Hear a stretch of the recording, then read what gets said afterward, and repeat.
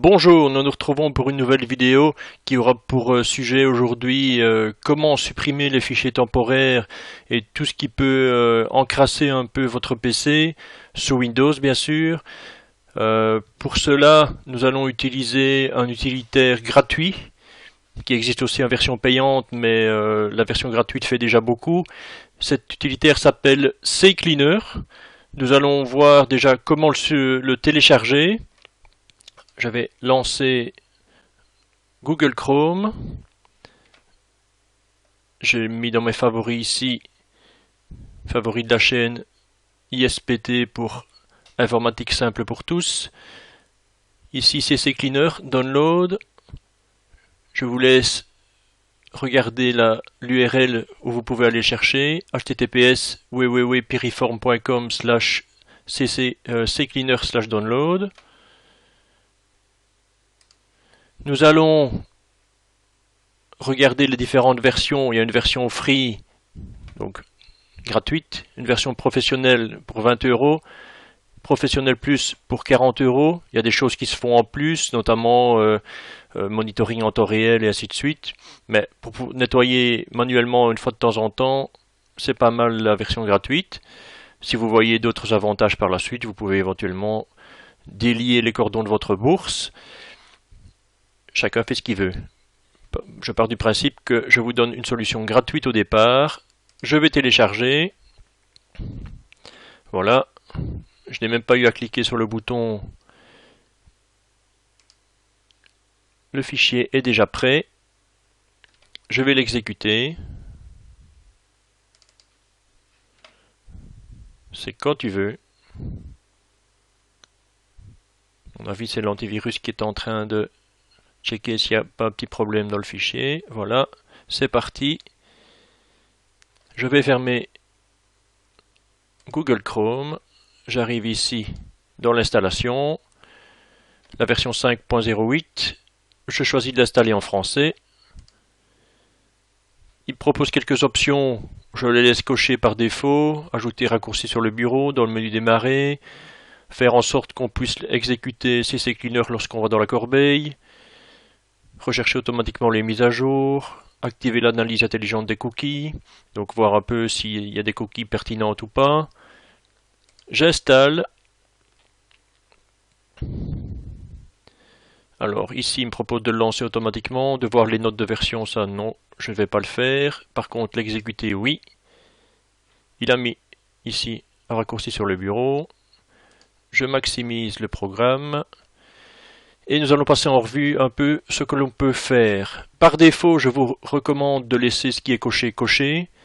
Pour ceux qui s'y connaissent un peu plus, on peut rajouter des options pour qu'il fasse encore un peu plus de nettoyage, mais je vous déconseille si vous ne savez pas ce que vous faites. Par défaut, avec ce qui est coché, il ne devrait rien vous arriver. On peut faire donc un nettoyage du Windows, des applications plus précisément ici, Google Chrome, il repère quelques applications qui sont installées sur votre machine, Acrobat, MS Office, Media Center, Fast Tone Capture que j'avais installé pour mon autre vidéo qui existe également dans ma chaîne, Avast, ainsi de suite. Il va faire des petits nettoyages de fichiers temporaires également pour ces applications. Donc ça c'est la partie nettoyeur. Nous allons cliquer sur Analyser. Il va passer en revue un peu l'ensemble du disque dur pour voir où il y a des fichiers temporaires et ce qu'il peut supprimer. Là, il me dit analyse faite en 4 secondes et demie. On pourrait récupérer 11 gigas de fichiers, tous des fichiers temporaires ou des fichiers notamment ici dans la corbeille. Si on est d'accord avec ce qu'il nous dit, il n'y a pas de raison de ne pas le croire. Ce qui était dans la corbeille, je ne devais pas le garder. Je fais nettoyer. OK. Il vide le tout et je récupère 11 gigas et tous les fichiers temporaires seront supprimés. Donc, qui dit fichier temporaire supprimé dit petite accélération du PC lorsqu'on exécute les programmes, au démarrage et ainsi de suite. Et parfois même moins de malfonctions au niveau de certains programmes. Au niveau ça c'était au niveau de Windows. Maintenant, au niveau des autres applications, Google Chrome et ainsi de suite, on peut aussi demander une analyse. Là, à mon avis, il n'y avait rien à supprimer. Ça, c'est bon pour la partie nettoyage. Donc ça, à faire, je dirais, une fois par mois. La version payante peut le faire en temps réel de manière automatique. C'est pas nécessaire de payer 20 €. On peut le faire manuellement. Il suffit juste d'y penser. Maintenant, le registre. Le registre, c'est tous les paramètres de toutes les applications qui sont installées et du Windows. De temps en temps, lorsqu'on installe des applications, qu'on les désinstalle, il reste des parties de registre qui n'ont pas été supprimées, qui sont là, qui servent un peu à rien, qui ralentissent un peu le système. On peut lui demander aussi de chercher les erreurs, de regarder ce qui est inutile et de nous proposer ce qu'on peut corriger. On va lui demander également de faire chercher les erreurs. Et il est en train de scanner le registre et il regarde un peu et il voit ici des vieilles versions de certains programmes, des DLL qui ne servent plus à rien, ce sont des versions obsolètes, des extensions qui servent à rien, des fichiers qui ont rapport à des trucs inexistants. Par défaut, moi je dirais que là aussi, on peut faire confiance. Une sécurité malgré tout, au cas où il y aurait quelque chose qui par la suite poserait problème. Lorsqu'on corrige les erreurs, il nous demande: voulez-vous sauvegarder une version du registre avant de supprimer? C'est toujours bon de le faire. On va dire oui. Donc là, il va sauvegarder une version dans mes documents. On peut mettre un nom plus parlant si on veut, mais vu qu'il a l'extension .reg, on sait que c'est du registre. On le sauve, puis on lui dit: corrigez-moi toutes les erreurs. Il en a trouvé 168. J'y vais, et voilà, il a corrigé. Ça devrait donc faire en sorte que ça soit plus rapide, et ça ne peut pas faire de mal à mon avis. Si jamais il fallait revenir en arrière, on peut récupérer le backup, c'est toujours possible. Maintenant, dans la partie outils, qu'est-ce qu'on a? On a la désinstallation de programmes qui sont installés sur l'ordinateur. On a toujours la possibilité, imaginons qu'on voit quelque chose qui ne sert à rien ou qu'on voudrait supprimer, on clique dessus, on peut faire désinstaller, le renommer éventuellement, ça n'est pas très utile. Deuxième possibilité, donc ça ce sont tous les programmes installés sur l'ordinateur. Deuxième possibilité, démarrage, ce sont tous des petits programmes qui se lancent en démarrage au niveau Windows. Et lorsqu'on a des petits soucis, qu'on se rend compte on pense avoir attrapé un virus, il y a des publicités qui apparaissent alors qu'on n'avait jamais rien demandé. C'est une première piste à venir explorer, c'est regarder ce qui se passe lorsque l'ordinateur démarre. On passe en revue le nom des programmes.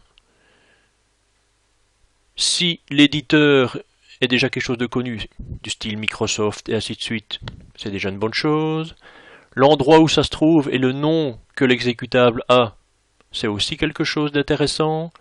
S'il y a un nom qui nous paraît bizarre, c'est souvent quand même quelque chose qui a à voir ou avec Windows ou avec une carte écran ou un driver de vos composants de l'ordinateur.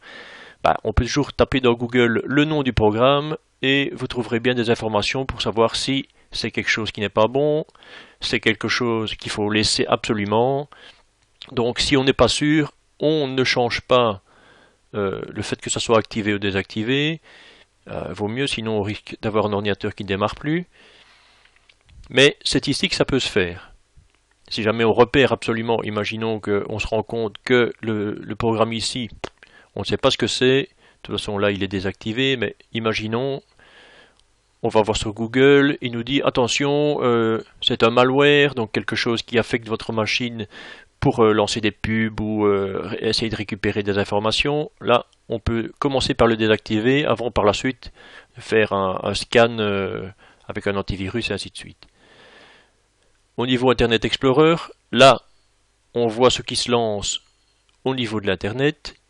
Donc il y a des add-ons qui se lancent dans Internet Explorer au niveau Java, au niveau d'Avast, un Adblock Plus qui permet de bypasser toutes les pubs lorsqu'on va sur les sites.